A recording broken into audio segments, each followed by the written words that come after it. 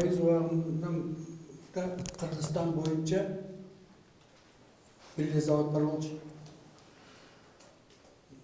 Фрунзедеги арак ликер заводу деген.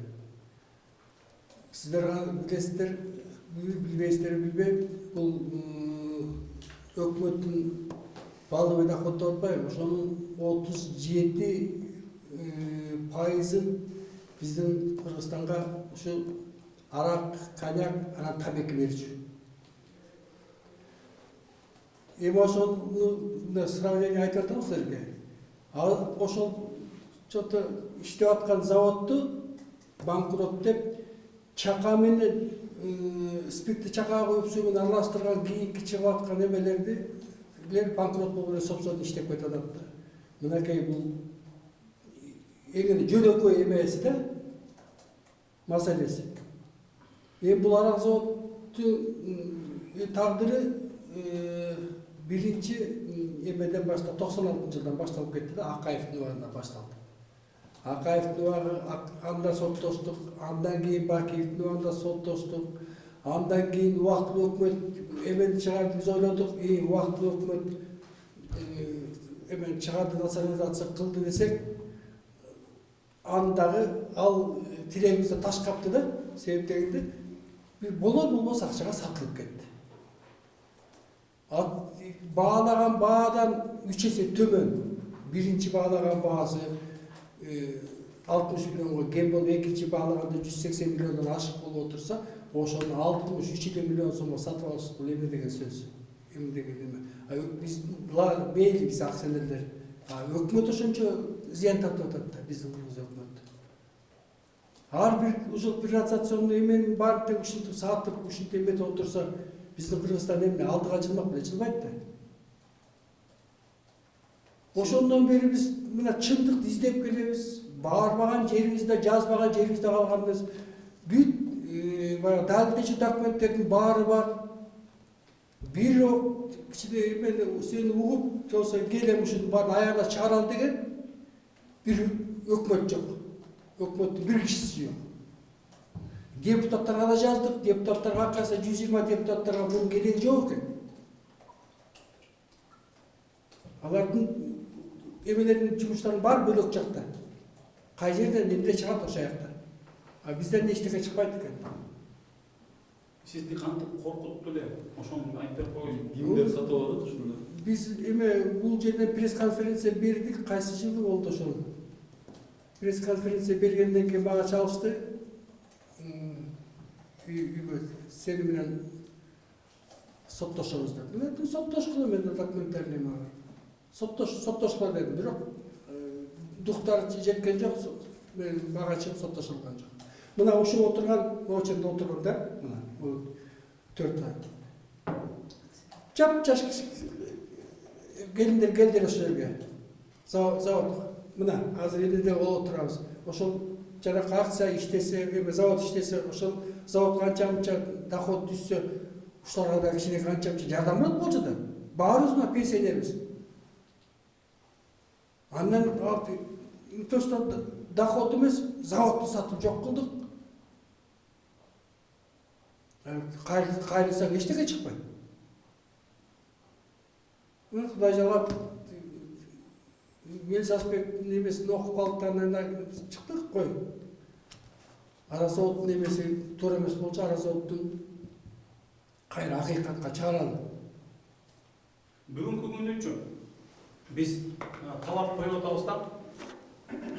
Баягы 14-жылы кылмыш иши ачылып жабылып калган, белгилүү бир себептер менен жаап коюшту бул кылмыш ишти. Ошол кылмыш иши бүгүнкү күндө кайра жандансын деген биз талапты коюп атабыз. Ошол үчүн мен өткөн жумада башкы прокурордун атына арыз жазып атам. Ушул ишти кайта жандандырып бергиле. Себеби ал жылы өзүңүздөр билесиздер, Чыныбай Турсунбеков өзү спикер болгон. Досу Алмазбек Атамбаев президент болгон. Анан кийин спикер менен президент бул жерде башында турса, карапайым бизге окшогон элдин колунан эмне келмегиле. Бирок бүгүн заман бөлөк болуп атат. Биздин президент Сооронбай Шарипович айткан Совбестин отурумунда коррупция менен айоосуз күрөш болот деп. Мынакей бүгүн биз толугу менен фактылар менен монча бизде документ бар. Толугу менен фактылар менен биз айтып атабыз. Банкротство мыйзамдуу түрүндө жүргөн эмес. Ошол жерде чоң скважина бар экен. Суу чыгарган. Ал скважина дегиле оценка болгондо булар искусственный банкротство кылып атканда ошол скважина документте көрсөтүлбөптүр. Оборудованияларды талкалап чыгарышыптыр. Оборудованияны дагы көрсөтпөптүр ошол жердечи. Эгерде ошонун баары көрсөтүлсө, баасы өйдөрөөк болмок да. Булар өйдөрөөк баага сатып алмак. Бирок ушундай мыйзамды тебелеп тепсеп, акыйкаттыкты карабай туруп, ошол заводду ушундай классикалык рейдердик түрдө өзүнө сатып алышканда, мына Чыныбай Турсунбековдун аялы менен кайнеси сатып алып атат. Бүгүнкү күнү биз дагы бир талап коюп атабыз. Эгерде Кудай буйруп ушул кылмыш иши кайта жанданса, депутаттардан турган бир комиссия түзүлүш керек. Жумушчу топ. Ал жумушчу топко мынакей акционерлер дагы кириш керек. Ал жумушчу топко жарандык активисттер да кириш керек. Мен дагы ошол жумушчу топко кирсем абдан жакшы болмок эле. Ошол жерден биз толугу менен биз 200% ишенебиз, биз далилдеп беребиз. Ушунун бардыгы ушундай рейдерлик жол менен алынган. Толугу менен далилдер бар. Ишенип койсоңуздар, толугу менен далилдер бар бизде. Эгерде ошондой болсо, анда жакшы болмок эле ошондой жумушчу топ түзүлүп иш баштаса. Кандайдыр бир суроолуңуздар болсо, жооп берелим. Пусть немножко Аня тоже скажет. Эми биздин бул жерге чогулуп отурганыбыз акционербиз. Биз жаш кезибизде заводдо эмгегибиз сиңген, канча жылдан бери иштегенбиз. Биз дагы ошо заводдон ичине жок дегенде пенсиябыздан болбосо заводдун ичине эмесин алып балдарыбызды баксак деген ой тилегибиз бар болчу. Анысынын баарын ташкап, андан да эчтеке жокпуз. Пенсиябыз баягы союз убактан болуп, аз болуп калды. Эми биз өкмөттөн жана жогорку кеңештен суранарыбыз, ушу биздин баштаган иштерибизди алдыга жылдырып, басып койбой кайра ушуну көтөрүп берсе деп көзөмөлдөп көтөрүп кайра ушу биздин чындыгыбызды тууралап берсе дейбиз. Сооронбай Шарипович өзү айтып отурат, коррупционерлерге мен аябыс күрөшөм деп. Эми Сооронбай Шарипович, сизге айтарыбыз, сиз ошол айткан сөз чын болсо, биздин ушул козгоп аткан ишибизди адилеттүү чечип, адилеттүү карап берсеңиздер деп сиздерден суранабыз. Жана да прокурорго кымбаттуу Жамшитбек Өткүрбек Жамшитбекович, биз сизден суранабыз. Ушул ишти жаппай, биз канча жол көтөрүлүп, ошо көтөргөн иштерди жаап коюп атасыздар. Жаппагыла. Биз уже эме ишибизди, тилегибизди орундатып берсеңер деп суранабыз силерден. Бизге дагы уже заводду өкмөткө өткөрсө, заводдон канча пайда түшөт?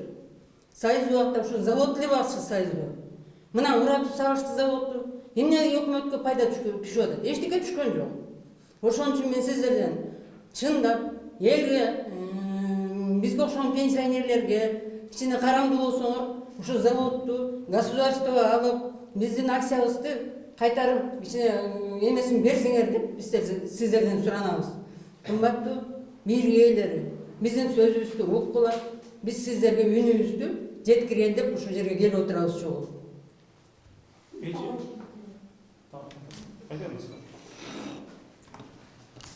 Мен деле ушу жогорку айтылган талаптардын баарынын орундалышын каалайм. Коррупция менен чындап күрөшкөнү чын болсо, ушу биздин үнүбүздү жакшылап угуп, жакшы өкүм чыгарып берет деген ойдобуз, тилектерибиз ошол. Пусть все пускают.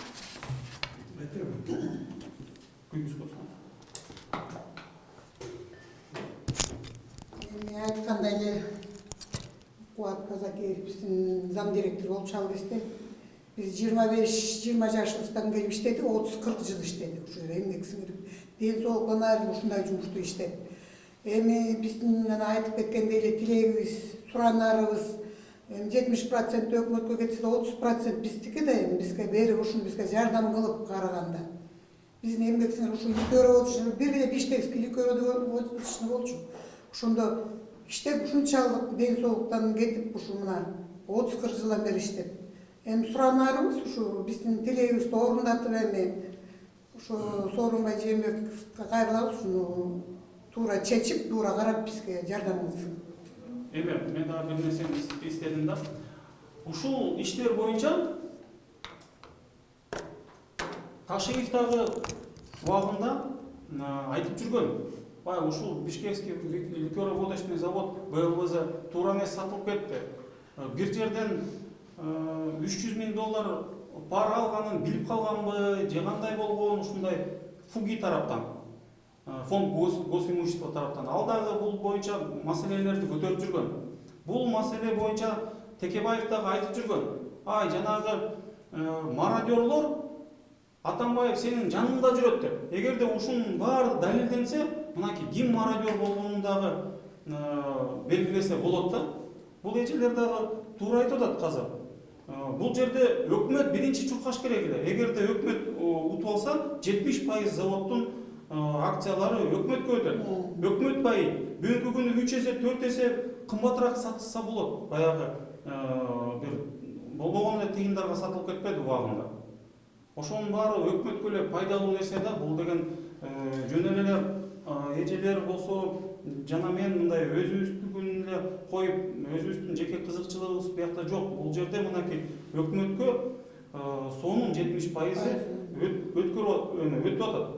2010-жылы убактылуу өкмөт туура эле кылган. Булар Бакиевден толугу менен алып алып туруп 70%-ын өкмөткө өткөрүп берген. А 30%-ын болсо ушул карапайым элдерге бөлүштүрүп берген. Ошол туура болгон. Бирок андан кийин мына Атамбаевдин, Чыныбай Турсунбековдун карабайсыздарбы кылып атканы. Байкени да коркутуптур, чалбап, соттойбуз деп. Жардамчысы чалып туруп Чыныбай Турсунбеков. Эми бул жерде жеке арак завод эмес. Ушул арак заводду шампан комбинаттын банкротство территориясына эмне кылды. Ошол кайталанбаса, ушул арак завод калып калса деген эле тикек. Себеп дегенде бул өтө жакшы жерде турат. Бул жерде биз алчанга алган иштерге арак заводдун кереги жок. Алчан деген үй курулуш, же болбосо бирдеме курганга керек болчу ал жер. Мына ушул күнгө чейин баягы биз тияка даттанып, бияка даттанып жүргөн үчүн ошол жер пока турат. Ким билет, эгерде мына Сооронбай Шариповдун айтканы бар эмеспи? Менде 21 коррупционердин 25 чөптөгүндө турат. Калганын эл берсин деп. Эл акырын четине берип атат. Ошол өзүнүн немелерин баштаса, бүт жекелигинде отурган акционерлерге эмес, бүт кыргыз элине жардам тие турган завод. Биз айтып деле бүттүк бардыгын, эгерде суроолор болсо жооп беребиз. Сүйлөйсүзбү эже? Айтасызбы? Мен айткым келип атат, арак заводдо жаш кезибизде бери иштеп, эмгектенип, анан ошо акциябызды башка кишилерге өтүп кеткенине аябай нааразыбыз. Эми ойлоп айткым келет, ушу 70%-ин өкмөткө өткөзүп, 30%-ин элге берип, арак заводду кайта ордуна коюп койсо кандай болот эле? Коррупция менен күрөшүп атам дешет. Коррупцияны, значит, Кыргызстандын баары эле коррупционер болуп калган окшойт. Эми сиздерден суранабыз, ушу коррупцияны жоготуп, заводду кайтарып берсин, жакшылап тергесин. Ошону суранам. Вопросы есть? Өткөн жылдары ушул чуу чыккандачы, Чыныбай Турсунбеков айтып чыкпады беле, менин ал заводко тиешем жок деп. Кандай тиешеси жок? Бир тууган кайниси сатып алып атса, 50 миллион сомду койнунда жаткан аялы которуп атса, толугу менен далилден чыгып атпайбы? Кайсы бети менен мен алган жокмун деп айтып атат. Түшүнбөйбүз да. Ошондуктан могу сөздүн акырында биз дагы бир эле президентке кайрылабыз, премьер-министрга, Совет безопасности, спикерге, башкы прокурорго ушул ишти биздин арыздын негизинде кайта карап чыгыш керек да. Биз уже толук менен ал жерден далилдеп беребиз. Ошол жакта кандай мыйзам бузуулар болгон толугу менен далилдеп беребиз.